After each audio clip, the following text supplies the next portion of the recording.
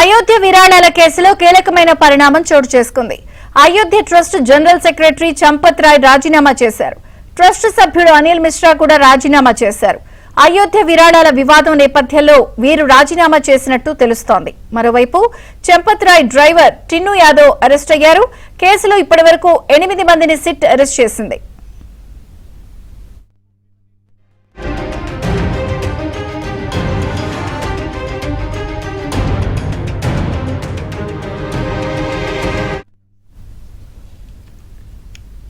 అయోధ్యలోని రామ మందిరానికి పార్టీ అధినేత ఉద్దవ్ ఠాక్రే విరాళంగా ఇచ్చిన 4 కిలోల వెండి ఇటుక ఏమైందని శివసేన యూబీటీ ఎంపీ సంజయ్ రౌత్ ప్రశ్నించారు.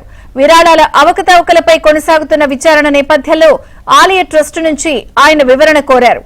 దీనిపై సమగ్ర విచారణ జరపాలని, సంబంధిత వ్యక్తులు జవాబుదారీగా ఉండాలి అని ఆయన డిమాండ్ చేశారు.